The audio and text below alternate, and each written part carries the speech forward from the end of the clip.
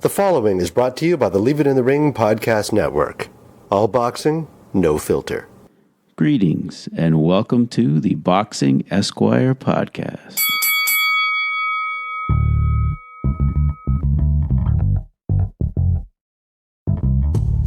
Welcome to another edition of the Boxing Esquire podcast, presented by The Ring and ringtv.com and distributed by the Leave It in the Ring network. My guest on this episode is one of the most forward-thinking people in the sport, top-rank executive Todd duBoef. Really excited to have him on the show, and we talked about his heavyweight superstar Tyson Fury and his upcoming fight on Saturday.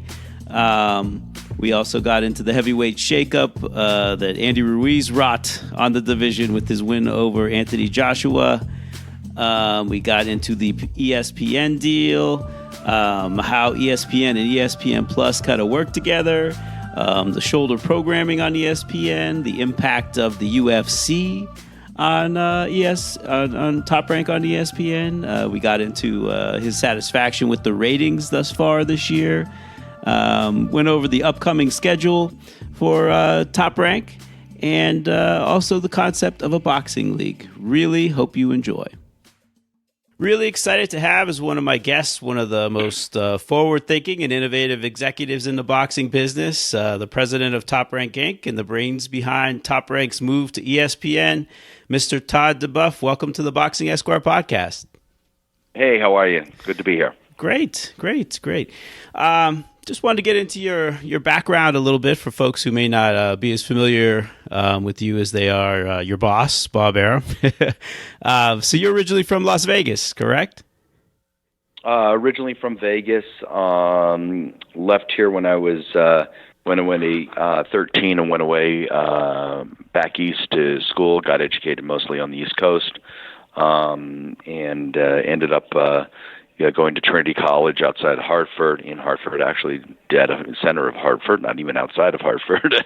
And then went to New York for a couple of years, and then joined Top Rank in August of '93. Okay. Well, let's not skip over Trinity College. You 59 career goals, 74 career assists, 133 points for their hockey team. You still in their top 10 all time in points?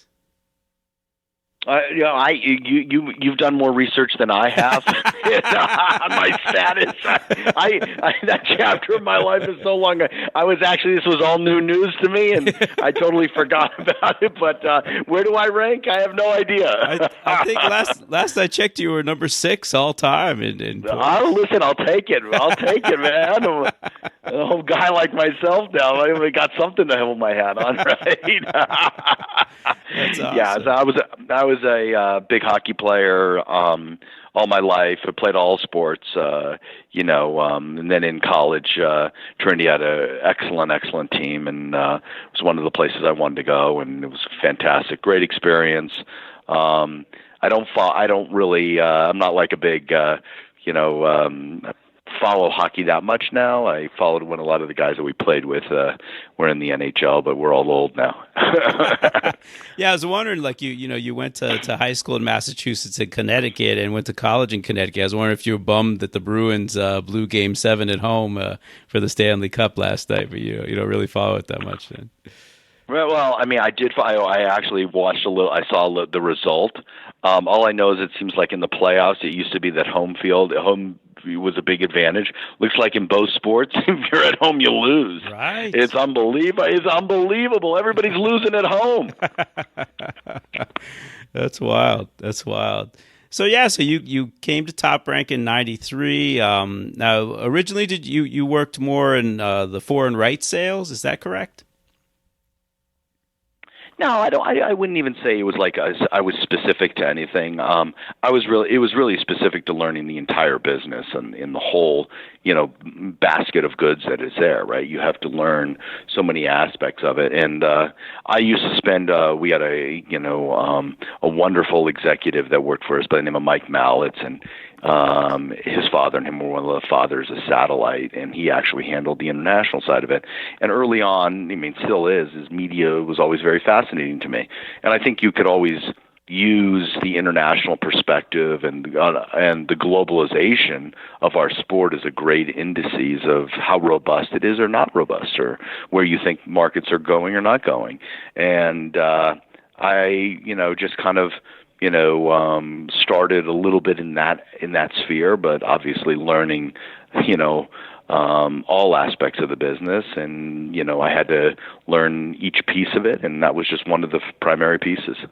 Gotcha. Yeah, I mean, it seems anytime I hear Bob talk about you or anyone, you're kind of like the go-to guy in terms of like technology and innovation and kind of bringing Top Rank into like the 21st century. So, how have things evolved at Top Rank over time, just in terms of technology since you've been there? Yeah, I think there it's a little bit. It's a story for all of sports, right? It's a story for all people that are in the content business.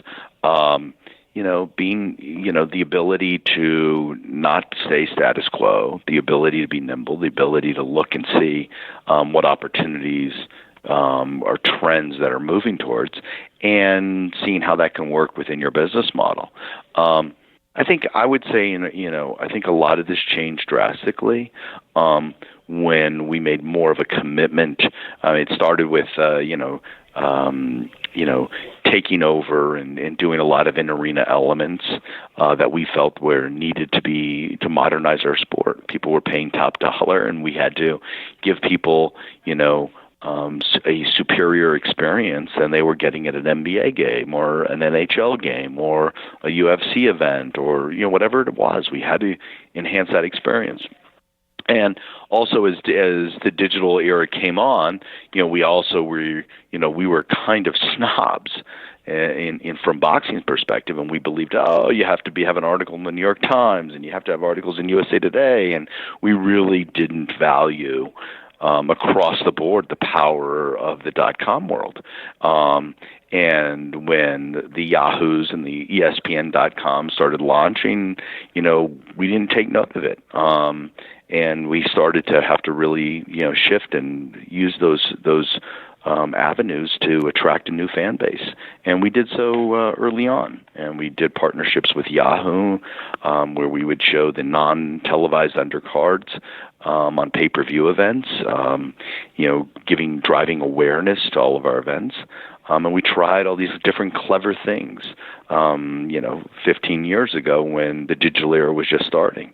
And that really helped us, kind of stay closer to the younger demographic and trying to stay more relevant.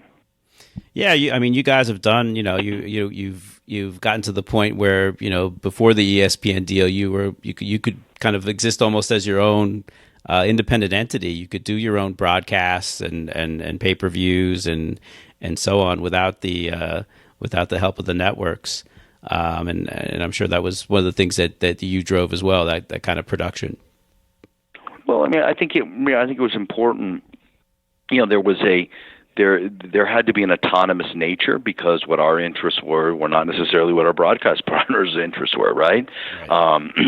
And their wheelhouse may have been within the confines of just this country, where our wheelhouse was in the confines of a fighter's global appeal, right? So we constantly looked at it differently than just, HBO or Showtime or whoever the network was at the time, who was a valued partner, wanted this, or this. And the truth was, well, is that what we really need to do for the entire body of work for this athlete?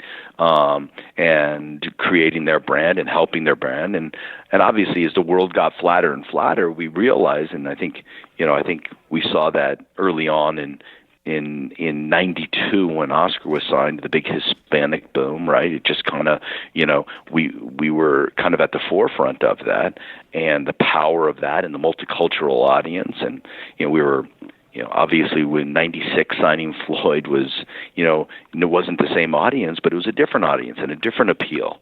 And we felt that we had to have an autonomous nature to us in order for those personalities and those athletes to excel.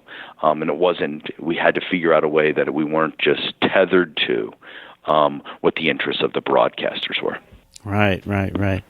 So now you're the president of Top Rank and considered the heir apparent there. When maybe your stepfather Bob Arum retires, maybe 30 years from now. He'll never retire. So yeah, as he said, boxing is his hobby, and we don't want him to retire. So it's all good. I mean, I can't imagine him. He is truly the Iron Man of this business. Oh, no doubt. He is incredible. I mean, it is. No matter what, he wants to go to every one of our fights, and he's there from the first fight, sitting there in his seat. He's incredible. That's awesome. Well, listen, let me not bury the lead here. Let's talk about this coming Saturday and one of the stars of the Top Rank roster, Tyson Fury, lineal heavyweight champion of the world, is going to be fighting Tom Schwartz at the MGM Grand in Las Vegas. It's going to be Tyson's debut for Top Rank on ESPN Plus. So, talk to me about the event on Saturday and how the promotion's been going so far. The promotion has just been absolutely terrific. This new shift over to ESPN has just given us all the assets and the tools to expose and give guys the platform to really shine. And with Tyson Fury, that personality is as large as anything in all of sports. I mean, when people talk about, he's one of the great stories in boxing, I say no, he's one of the great stories in sports. I mean, he's a wonderful, wonderful, wonderful storyteller. He's got a great personality. He self-deprecates. I mean, I got hooked on him when I always kind of had an allure, but when I heard that Joe Rogan podcast, I'm like, oh my God, what we could do? I wanted so many people to see this guy, to hear his voice, to let him touch you and feel you through a platform like ESPN. And this guy, he's incredible. What he did yesterday at the press conference in an impromptu, grabbing the mic and taking over before anybody's there, like calling up Tom Schwartz, "Come on up here, Tom." It was like I was watching like Jimmy Kimmel show or something. It was like, what's going on? This guy's got a late night talk show. So he's fantastic, absolutely fantastic, and we got a really good show. I think. You got Jesse Hart and Sullivan Barrera in a fantastic fight, real crossroads fight for both guys. And obviously Michaela, who is just really starting to come into her own. And, she's a wonderful story, and she's got a real good story between her and Al Mitchell and her family. And she can fight, and she's got the appeal and the swagger. So we're really excited about the whole show. Oh, that's great. I mean, the one thing, a lot of people have, certainly on the vicious boxing Twitter sphere, they've questioned the quality of the opponent, Tom Schwartz. So how did Top Rank decide upon him as an opponent for Tyson? That's interesting. It's he's in the top 5 in 2 of the 3 organizations. I think the WBO and the IBF both have him like 2 and 3 and 5. He's our matchmakers were studying what was out there, and wanted to work carefully with the Fury camp about. And Tyson said, "Listen, I want a big, strong, tough guy, and I want a guy that's going to come at me and be aggressive." And that's a guy bringing on a challenge. Plus Tyson's on, what is he, 6'9"? So I mean, Schwartz is 6'7", I think. So you're dealing with really 2 big physical guys that are going to be in the ring.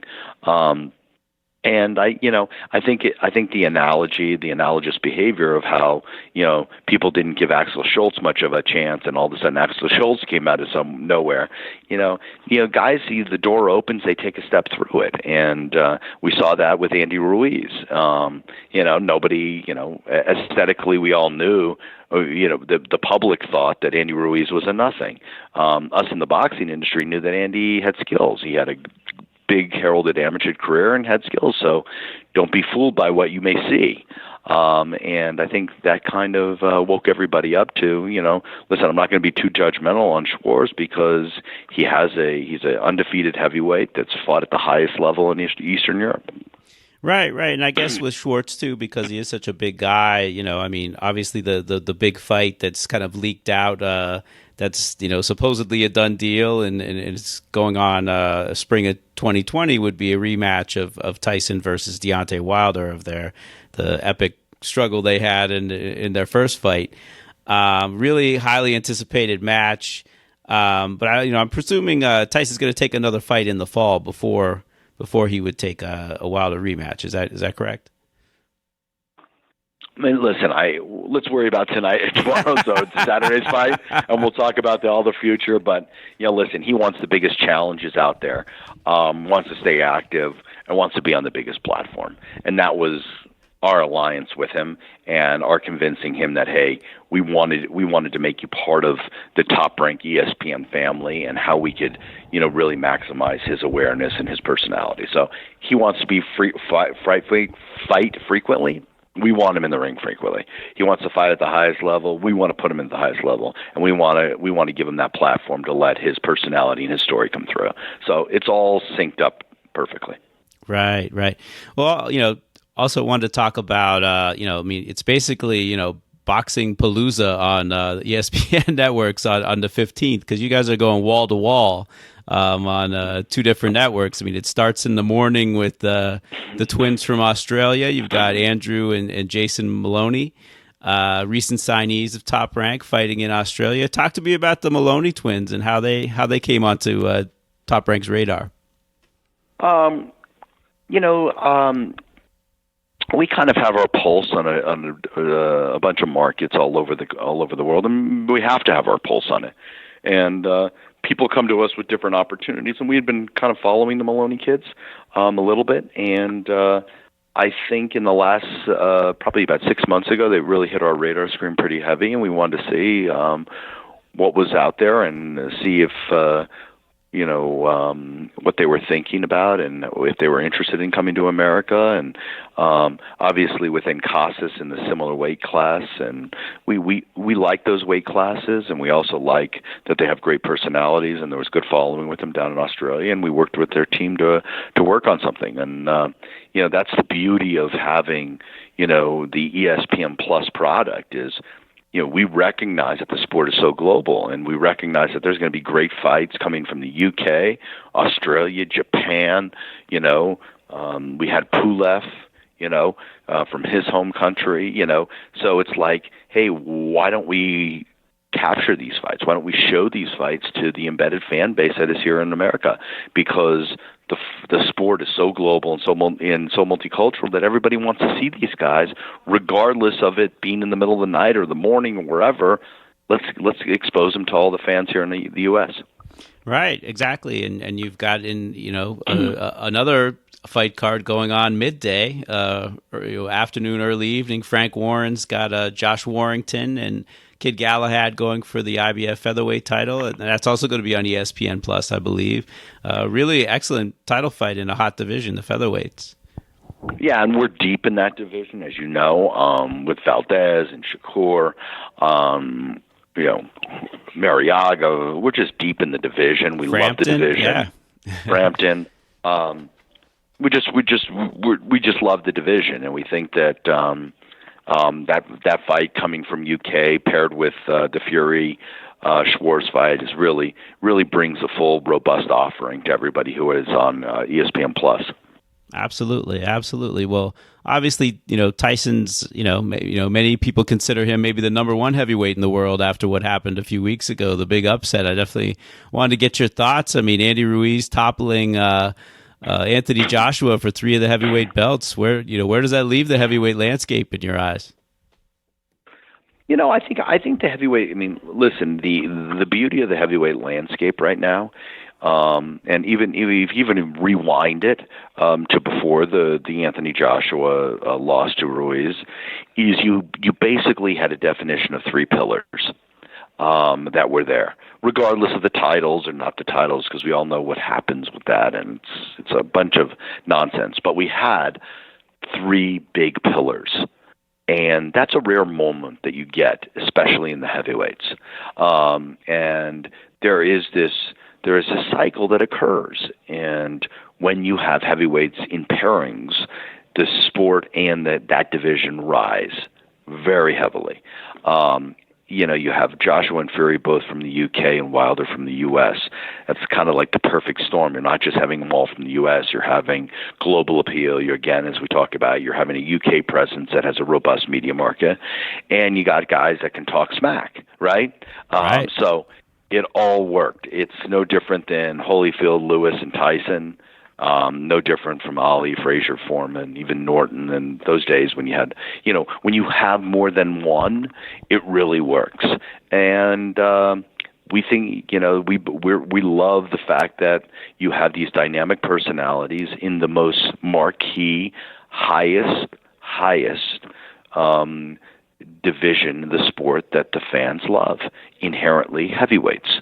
People love heavyweights, and regardless if they're coming from America or not, you have heavyweight matches that appeal to everybody. So we just think this is just the beginning of a great run for the sport and a great run for the division. Absolutely. Now, Andy Ruiz was promoted by Top Rank, for many years, and Bob, I heard him on a podcast just saying, the relationship ended amicably. I mean, I've heard Top Rank was bought out by Heyman, but it's also been reported that Top Rank just released them. I mean, I'm not sure which is true, but Bob called Ruiz a great young man. But I wanted to get your reaction to Ruiz. Has made some comments. I mean, he made comments on in Sports Illustrated. He said, he was thinking of quitting boxing. He said he didn't want to quit, but Top Rank was making his life really difficult. He bets Bob Arum is pulling his hair out right now. He should have treated Andy better and all this. And now he's with Al Heyman. He's heavyweight champ. Why do you think Andy's, clapping back at Top Rank right now? I have no idea. I didn't know he was. I mean, I don't know. I got no idea. I have no idea.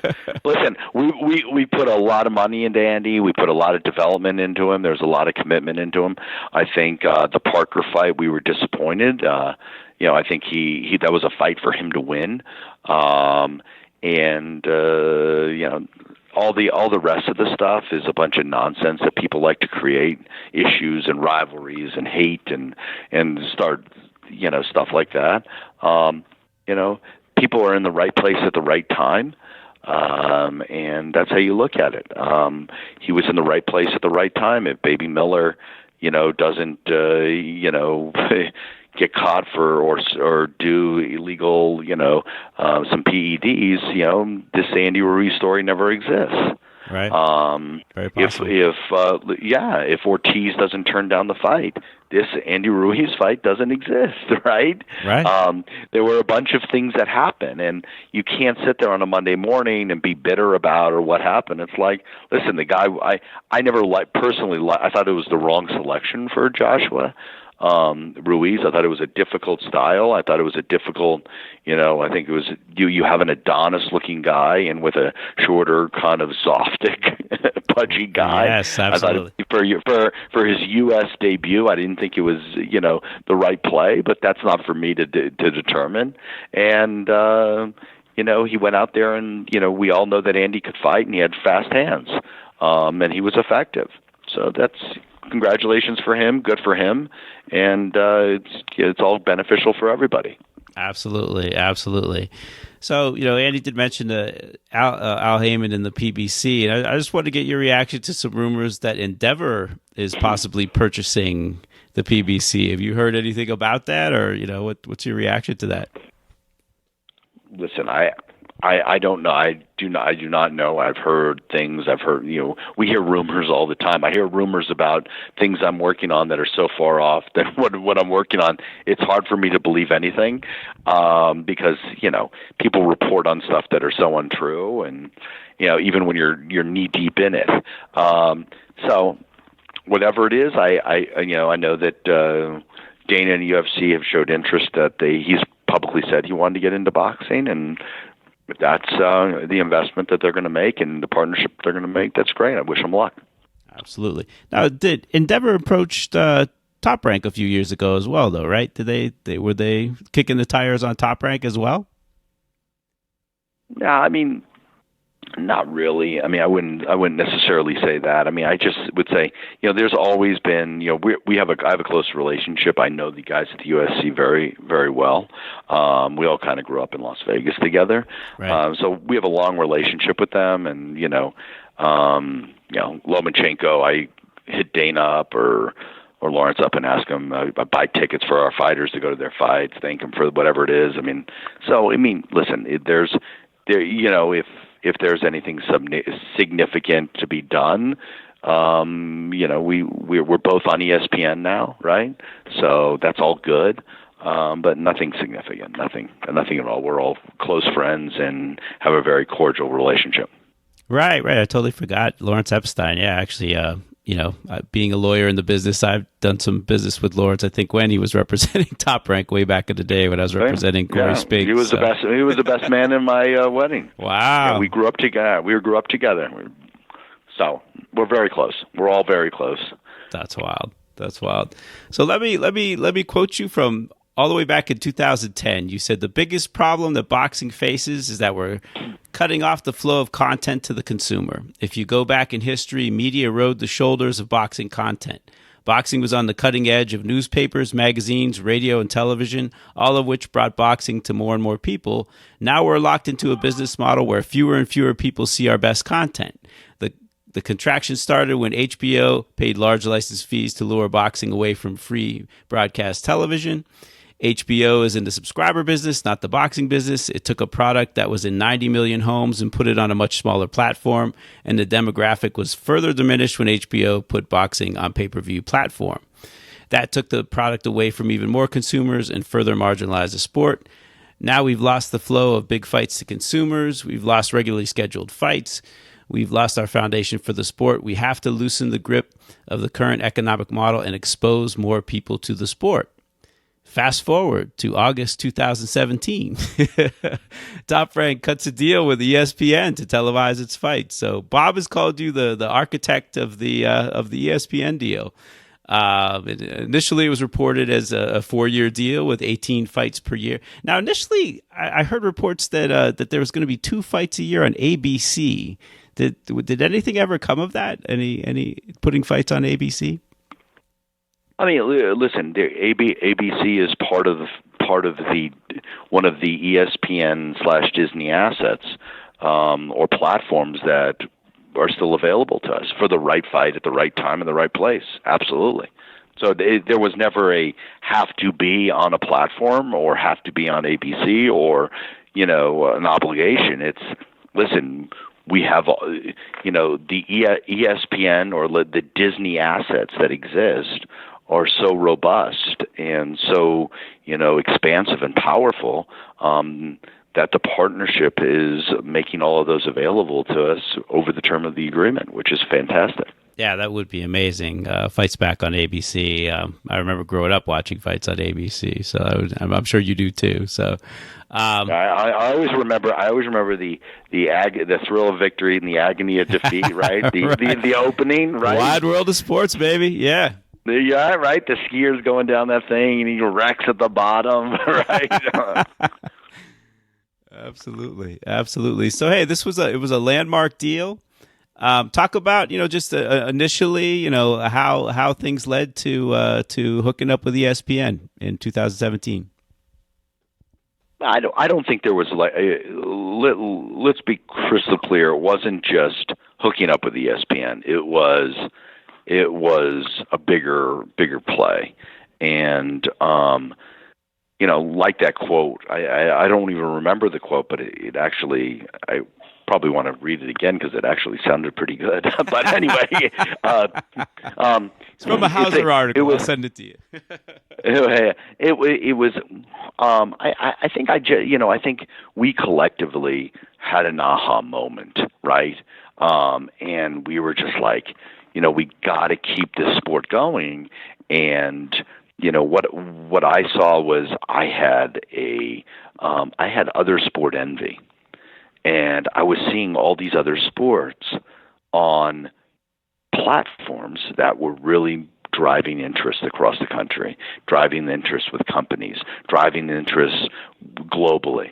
and we were siloed in a platform that had been very successful for us, largely HBO. But at the end of the day, we were kind of marginalized to a premium platform, and I had envy. I felt like the sport that was we were missing out on what everybody else was getting. Right? You'd walk into a bar and ESPN was flipped on, and everybody was watching whatever ESPN fed to them, right. and it wasn't boxing. Right. And so the rise of football, the bigger rise of NBA, the rise of MLB, the rise of NHL, everything, all these properties just kept getting bigger and bigger and bigger, more robust, more engaged fans.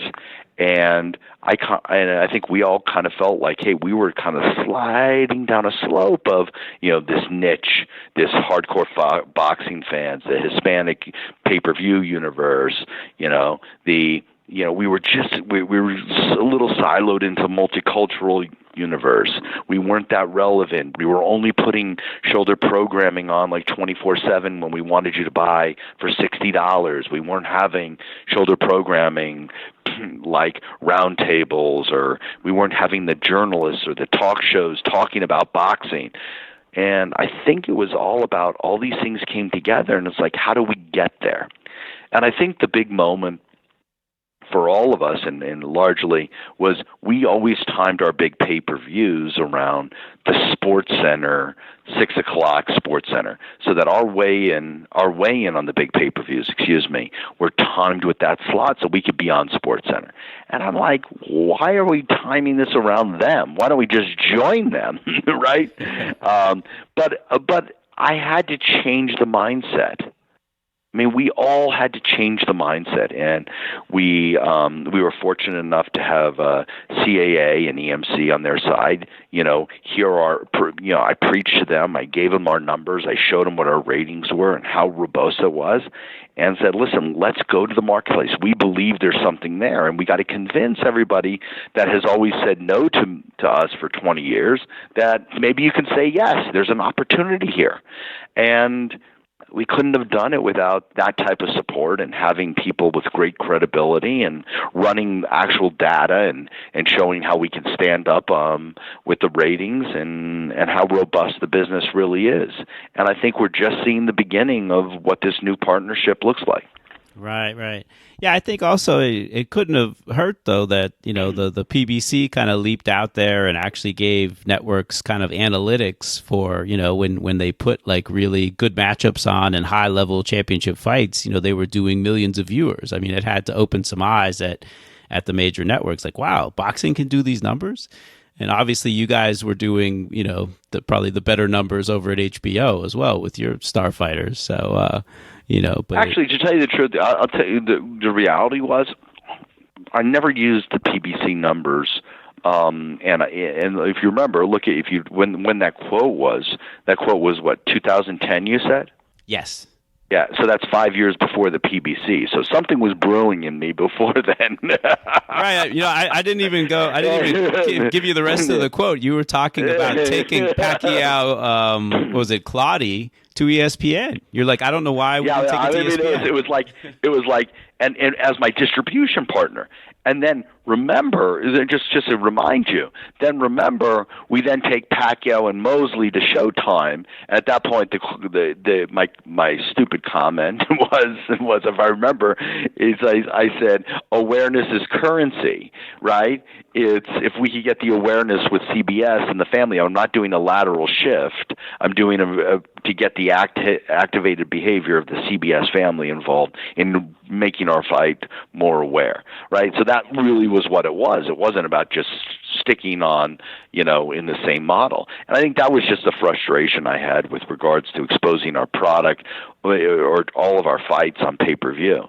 But honestly, a lot of it was taking the data and our ratings that we had and looking at others on HBO in 30 or even Showtime, but mostly on HBO in 30 million homes, and putting that up against other sports on FS1, ESPN, and saying, they're in 90 million homes.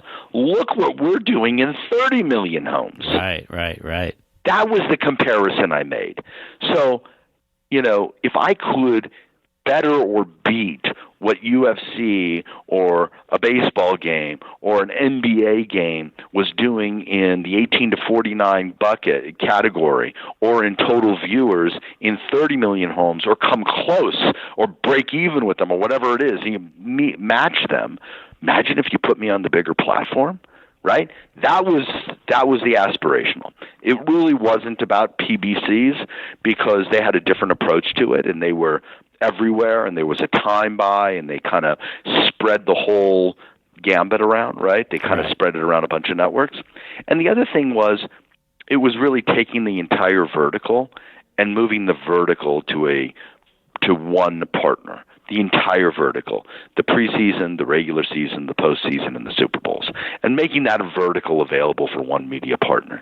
And that whole, that never was the case in boxing, right? It was like, hey, you had your Tuesday night USA fights, maybe had some ESPN Friday night fights. Once you got out of that market, then you went to maybe network television. Then once you got out of that, you grew up to HBO or Showtime, then closed circuit or pay-per-view. But it was all broken up by different media partners. And it never was given, we never were changing the sport. We were just changing the platforms that it was on.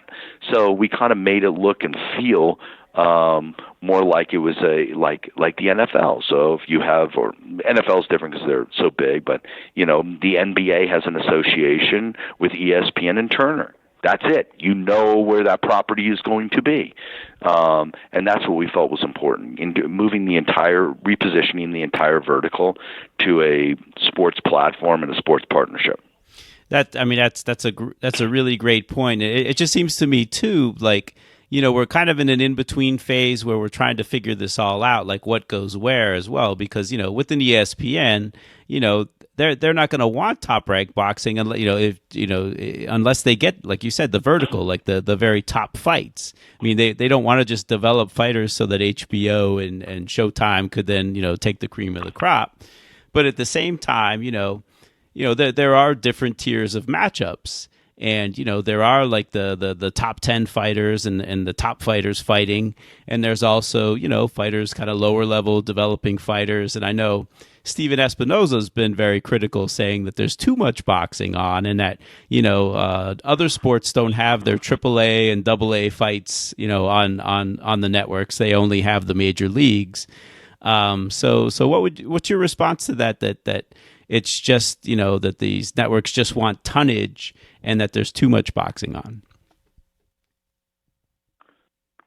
I don't listen. I'm not sure about that. I mean, I've never heard that quote, and I really haven't, analyzed it that much. I don't know that's the case.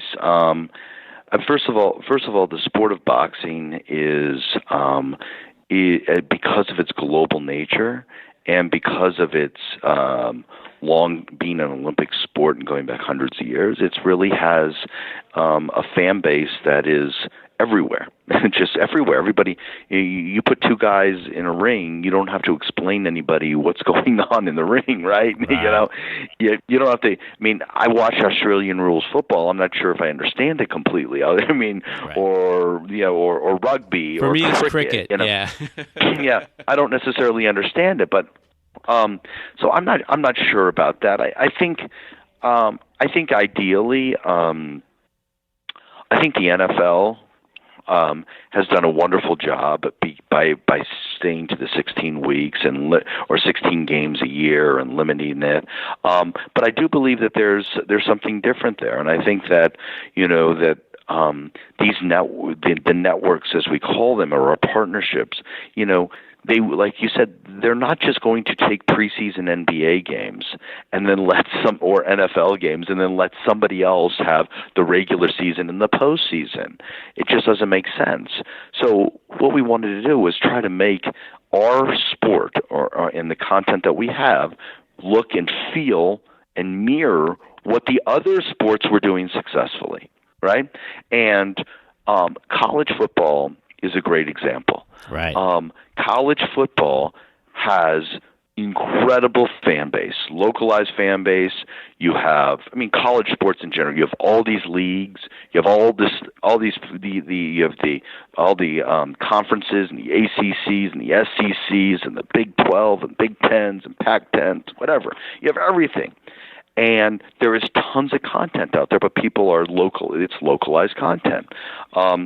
And what I realized, and we all did, was that, listen, we don't control the entire body of work for boxing in America or in the world, where there's only one NFL, there's only one NBA, right? There's only one NHL. UFC largely has the largest body of work for MMA. But, we can look at this a lot like the college sport business. And every Saturday, there is a de facto home for college sports, and that's College Game Day. Every morning people tune into College Game Day, and they cover all of the sport of college football, regardless of ESPN having the game or not, right? But they are kind of the home that we're getting that great programming that's talking about the sport constantly. And we kind of use that as a model. Like, hey, there's going to be other stuff out there we'll try to get, just like if it's the ACC that was on one network and now comes over, or whatever, we'll try to do the best we can. But we believe that we can be the cornerstone for this big product with your network. And that was basically the shaping of it. We all believe in the sport so much, and we believe that there's this big fan base that needs to get the highest level fights, and consistently. So this is all part of it, and we're just in the early stages, and we stub our toes, we do everything.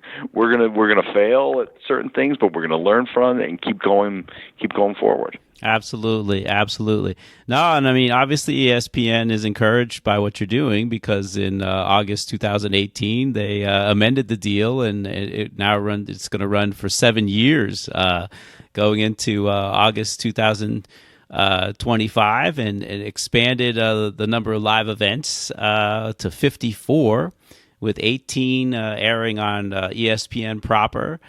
12 more prime time exclusively in ESPN Plus, and 24 premium international events.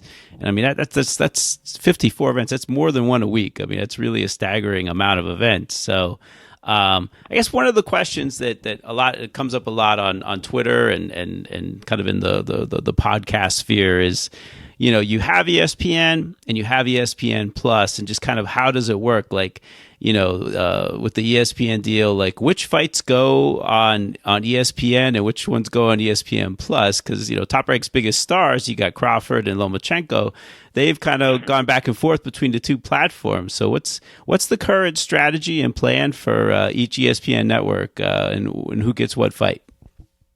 Well, that's a good question. I mean, I think we work with ESPN and their programming team on what they would like, as well as what we think is the best, for on that night.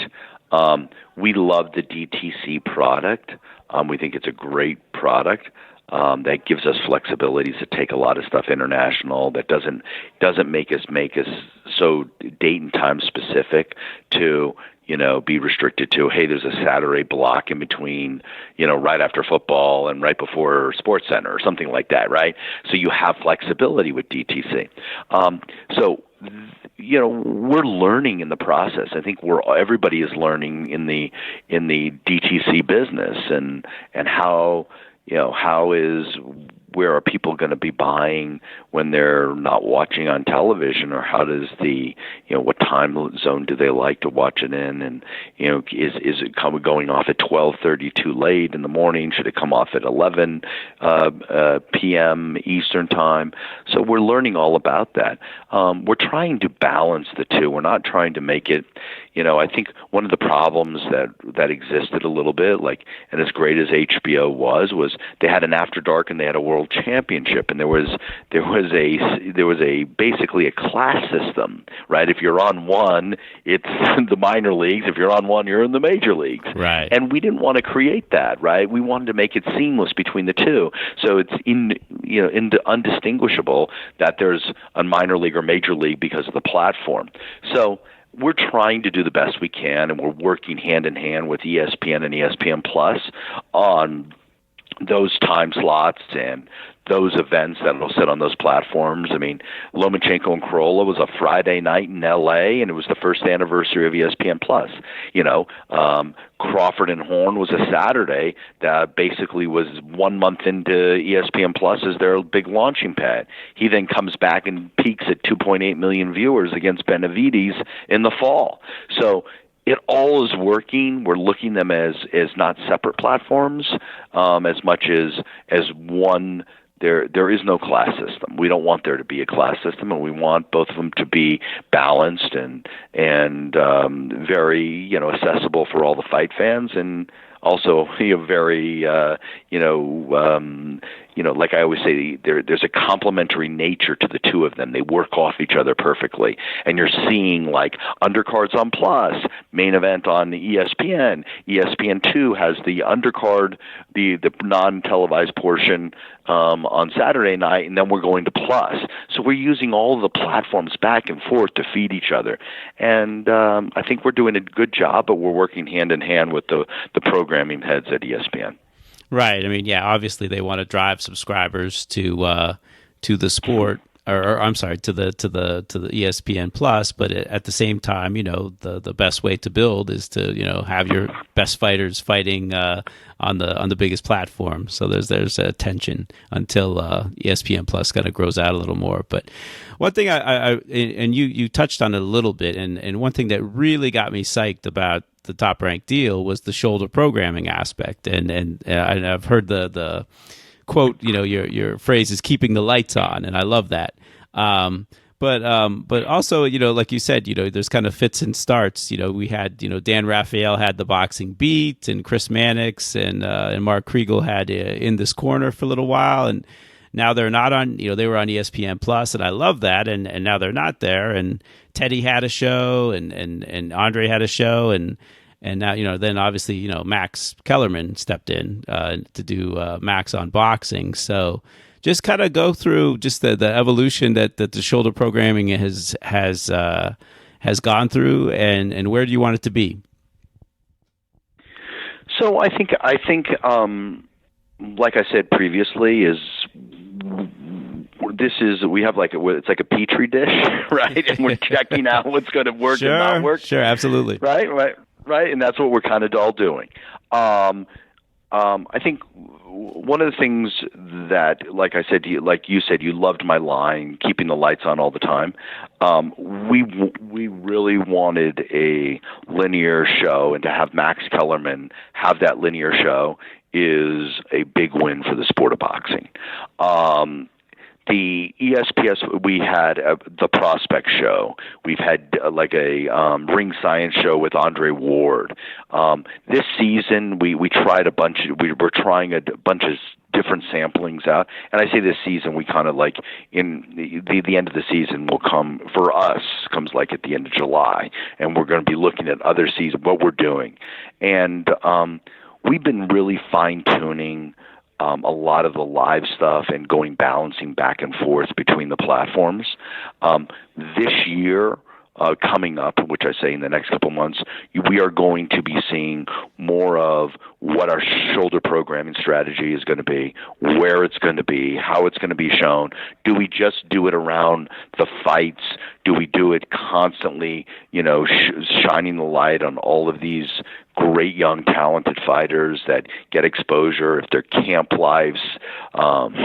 So we had the great we had a wonderful heavyweight roundtable show the other night, where our whole ESPN thing talked about the heavyweight division in a very throwback, Italian restaurant type of feel. So we are now really digging in on getting some, testing out some different stuff, and we've tested out a lot of stuff. And I think in the next couple months, we're really going to see a really, nice strategy, but obviously with the cornerstone of that being Max's live show on linear. Right, right. Yeah, unfortunately, it's at a time right now that I can't catch it because I'm at work on Fridays at 5. I wish it was a little later, what I really like is if it got put back on like ESPN Plus. I mean, so I could like watch it. I think that would be awesome if you could put the episodes on ESPN Plus. But I know that's out of your hands, so love to have it on the Plus and accessible. Yeah, I think. Yeah, I agree with you. I think there's some tricky stuff between the relationships that the networks have with what can go on Plus and what can't, and we're balancing all of that out. I think the intent that we're all committed to is right on, and like I say to you, listen, I just want to be like the other sports in a way. Right. I want that opportunity to have that light constantly on us, and constantly showing. And I love when I hear that Scott Van Pelt is talking boxing. I mean, that's just so terrific. Absolutely. Tony Kornheiser and those guys are chatting up boxing. That's where we need to be. We need to be on the radio shows. We need to be on these newsworthy shows, getting back into the forefront. And I think we're doing a really good job with it. Absolutely. Just the beginning. Absolutely. I was also wondering just how much the UFC coming to ESPN, which I don't know if that was really foreseen, how much that has kind of impacted Top Rank. Because I know that, it just appeared to be like certainly on ESPN Plus, like suddenly like all the programming was gone and all I'm seeing is UFC stuff. And I'm like, whoa, what happened to all my boxing shoulder programming, man? Right. Right. So I don't have that's interesting. I think it was a smart play by ESPN. I think they did I think it was smart, and I think it helped. I mean, personally, I felt like we kind of helped open up their eyes to the combat sports space. So because we were there a year earlier, right?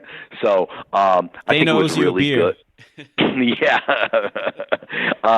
So I think it was really good. I think it was really smart thinking by them. I think it was smart thinking by UFC. And I think we kind of work well together. I mean, I think last weekend we had their prelims led into our Valdez fight. I think it's a great way for the audiences to feed off one another, the demographics. So I just think it's more of just just to show how the robust nature of combat sports is. And I think you look at the whole fight category as a whole, it's massive. And we can coexist, and our audiences are there, and we're like-minded because, just like us, they want to be mainstream, and that's why they went to this platform, to become even more mainstream than they are, and I think that's what our objective is too.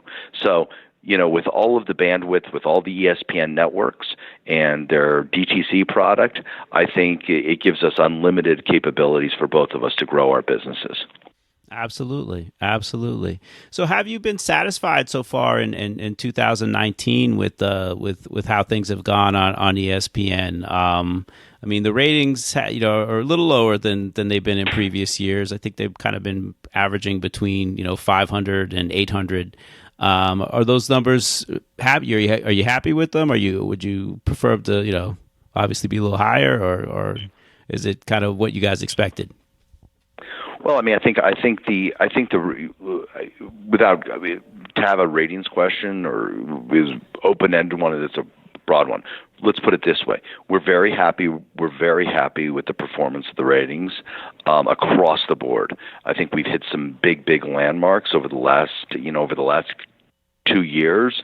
We've changed the dynamic of what basic cable ratings have been and how boxing has been seen, from the Pacquiao peaking at 4 million to Crawford peaking at 2.8 million to Lomachenko peaking at 2.2 million, right? But keep in mind, we're feeding different animals here. So when you say, hey, we compare, this year to that year, you're a little low. Well, remember, we haven't put on until this Saturday. Crawford and Lomachenko did not go onto the linear platform. So they have not been. And this Saturday, including Tyson Fury, they've all been on Plus. Right. So we're really not, we haven't, if we wanted to go get, crazy numbers and really concentrate only on the ratings and not feed all of the offerings that ESPN has, that's a different strategy. But that isn't our strategy. We're trying to balance out the platforms by putting the right good content and solid content on ESPN and the good premium stuff and solid stuff and balance between the two of them. So it's hard to have a ratings conversation because we're trying to feed a bunch of different animals here, and we think that collectively we're doing a great job. And we think that the ratings have been strong and robust, and we've had wonderful nights, and we've had nights where you're up against the NCAA Final Four, but you live with it, right? You've definitely. So you're not. It's been an education. So it's like, hey, you can't just take one and not the other. So it's all been, a wonderful opportunity for us. And, like I said to you, this is a petri dish. We're trying to figure out the right dynamic between, using all of the assets that they have and activating their platforms. And, every day I come in, I turn on the television in my office, and I go between CNBC in the morning, then I flip over to ESPN, and I just love that I can see our footage and our content on ESPN. I think that has been the groundbreaking moment for us, that it's consistent. It's not just coming in once every 6 months. It's now there all the time in all of their programs and on the lower thirds, upcoming content. And I think that is really what the narrative is. It's driving awareness to the whole sport. And I think this is just the beginning. Yeah, I think, honestly, in your upcoming schedule, I think, you guys are definitely going to, have the wind at your back a little bit. You've got, really interesting scenarios set up in the lightweights. With June 28th, you've got Richard Comey and Ray Beltran, which should be a great slugfest for the IBF lightweight title. July 19th, a couple weeks later, you have your phenom, Teofimo Lopez, fighting in an IBF eliminator. So the winners of those two fights will meet each other. And in August, you have Lomachenko fighting Luke Campbell for the WBC belt. So all things, going Top Rank's way, you'll have, hopefully a real super fight developing with Teofimo and Lomachenko probably, early 2020? Yeah, we love the division. We think it's a great division. We got great personalities in division. I think as it is with the light heavyweight division, with Beterbiev and Kovalev and Votsick and Sullivan Barrera and Hart and Alvarez, and there's just wonderful stuff to be put together there in unifications and things like that. And then also you're looking at the featherweights, and when you brushed over, you went from July to June 28th, I said, "Oh my God, he's forgetting about Shakur." I mean, Shakur. No, I wanted to get to him. See, that show in Newark is going gangbuster. It's fantastic. Sure. That's great. And he's just a really, really, really highly talented kid that really looked sensational when he fought on the Crawford Khan show in April. So I mean, listen, we think that there's a lot of great programming coming up, and there's some gritty matches. I mean, really gritty matches. We thought, and I mean, our month of May with Belchert and that fantastic fight, and the Dogbo Navarrete doubleheader, that was just terrific, gritty programming. Right. And the fight fans just love it, and we're trying to balancing everything out, and I think we're just, we are so in unison with ESPN on balancing the programming wheel out and getting the right pump from their platforms on the programming, and getting the awareness out there, and the drop-ins on the I saw in the NBA game where they had along the back of it said Fury Schwartz, at the end, the Golden State banner. It was fantastic. So I think this is just all part of it, and we're moving strong ahead. Absolutely. Yeah, I was going to mention Shakur because you have Shakur going July 13 and Michael Conlon going August 3rd. And I know at one time Sports Business Journal labeled those two as Magic and Bird as the two young stars in the featherweight division on a collision course. But Bob had said recently he didn't have any plans to match them. Is it just What's has there been anything that's like derailed that, or he just feels like Stevenson's a little ahead of Conlon right now? I think there's some talk in the Conlon camp of him going down in weight rather than going up in weight. Okay. So I'm giving you the skinny there. So, so I think, listen, I think, August 3rd, him in Belfast in a homecoming, trying to make the revenge of what happened to him in the Olympics and the notorious finger. That's a great fight. Yeah. That's just a great story. Tough fight for him. He's big and strong and powerful, and he's gonna have to figure out his way there. So I think each of these guys, these prospects and these young kids are developing terrifically. We're trying to make them household names. We're trying to go from their home countries in Ireland or Mexico or Australia, and let the fans get a peek into what the allure is to them. So it's all working, but each day we learn from what we do, and we move forward and learn from other people and try to get the fight fans more and more engaged. Absolutely. And people that aren't fight fans, which is more important, right? It's the people that didn't know where boxing was. And they always say, well, where the hell's I haven't seen boxing in a while. Well, this is our job, is to make it more aware to you, right? And by doing this, we're making it more available to you. And so that if you're walking through an airport, an ESPN is on, there's a clip of, a great, a Fortnite dance by Teofimo, or whatever it is, some great little thing by Loma, a backflip, or whatever these guys are doing. At least you get a glimpse of it. Before it wasn't that readily available, and now we're just hoping that it just starts to go through to the general sports fan. Absolutely, absolutely. Well, I thought you guys, all the talk of the silos and everyone's just doing in-house fights. I was very happy to hear that Top Rank taking one of their better young stars, Jose Ramirez, the WBC junior welterweight champ, and allowing him to fight in a unification with Maurice Hooker, the WBO champ, on DAZN. A bit of a surprise. He's a solid attraction on ESPN. It's great to see the collaboration making a really desirable fight happen. So talk about how that came about. I mean, listen,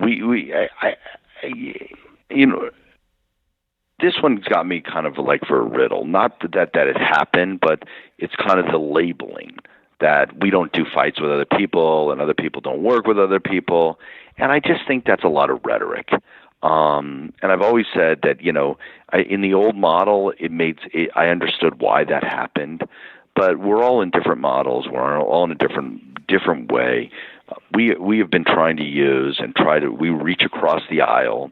If it's to use Anthony Croller for Lomachenko or Dongo, or working with Lou DiBella, with Richard Comey, whatever the matches are, right? We always are, working with Kathy Duvin, Kovalev. We've made that our initiative from the beginning, and I kind of want people to kind of take a reset and say, hey, don't take the nonsense that's been given to you for the last 30 years, right? And there was a reason for it. There was allegiances to networks. There was a whole bunch of different stuff. This is a new time and new era, and it's a new time for the sport.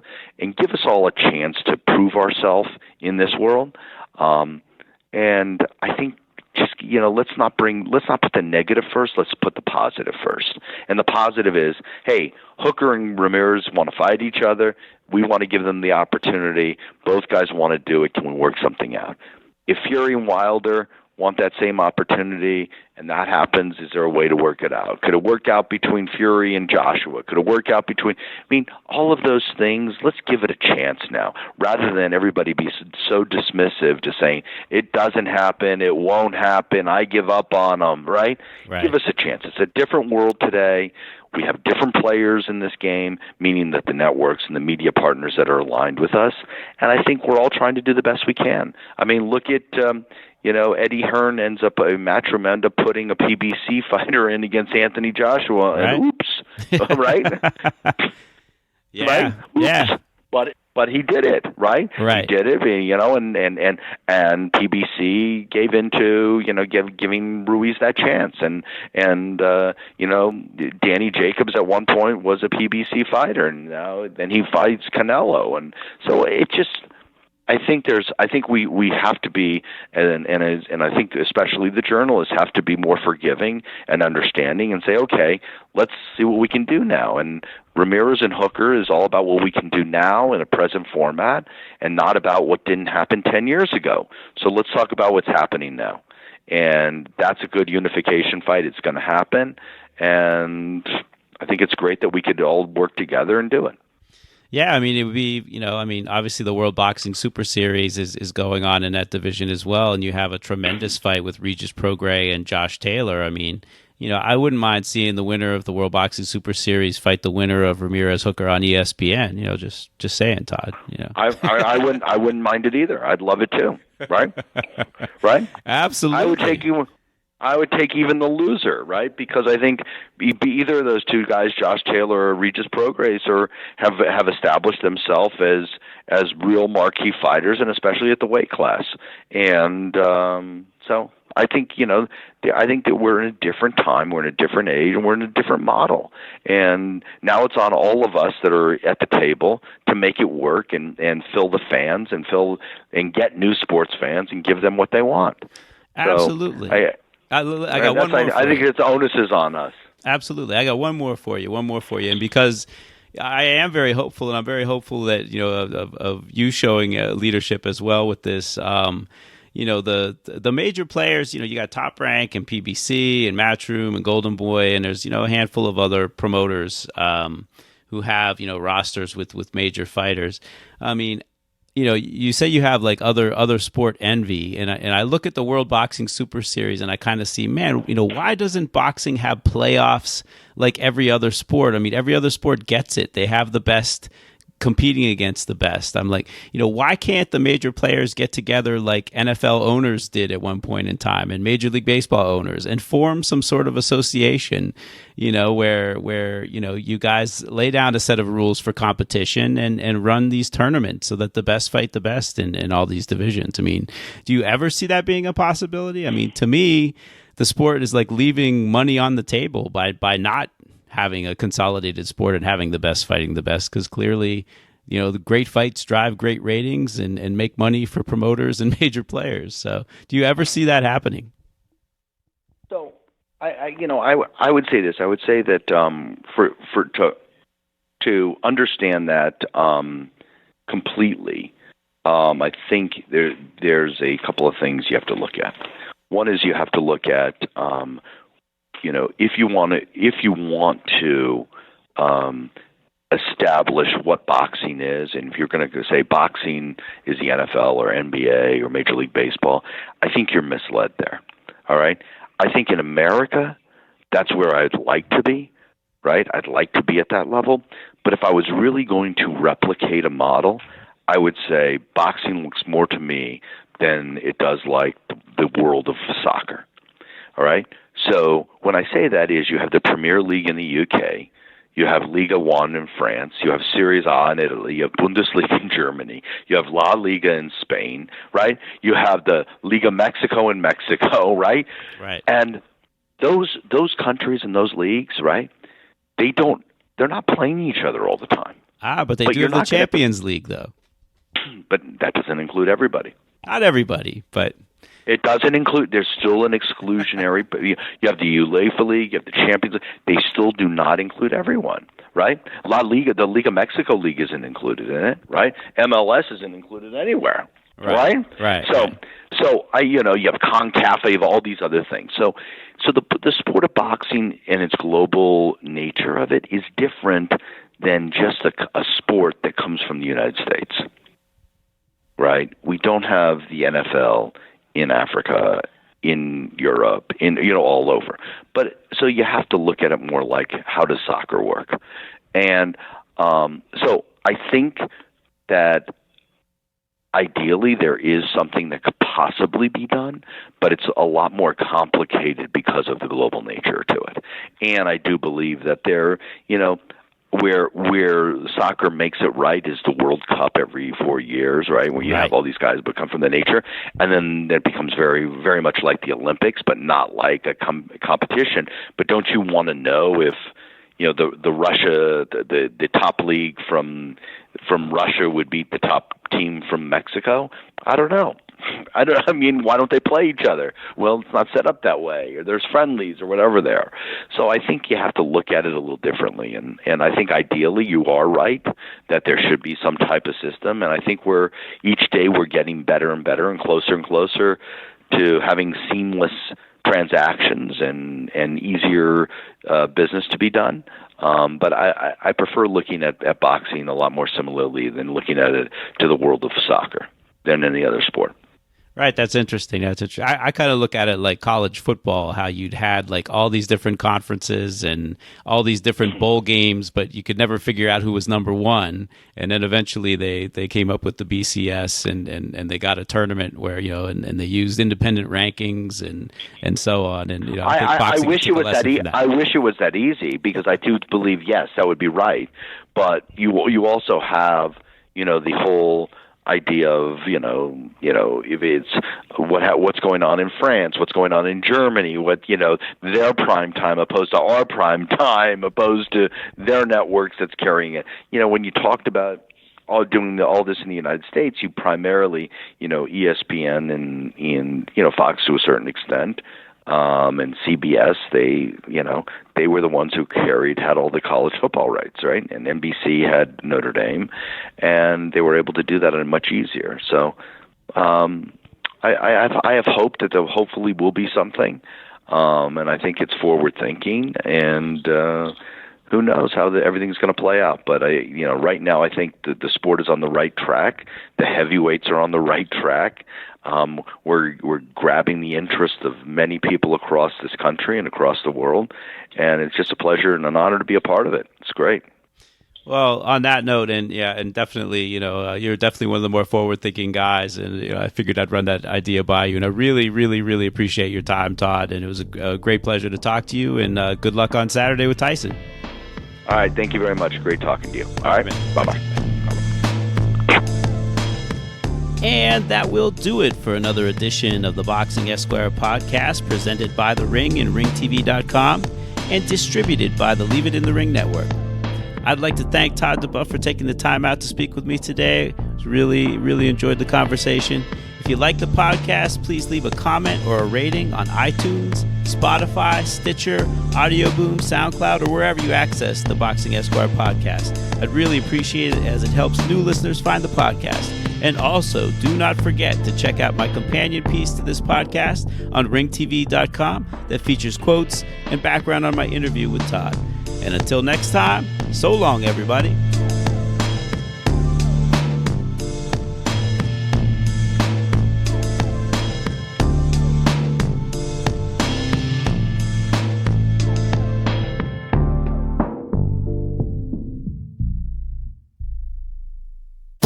Did you get what you was looking for?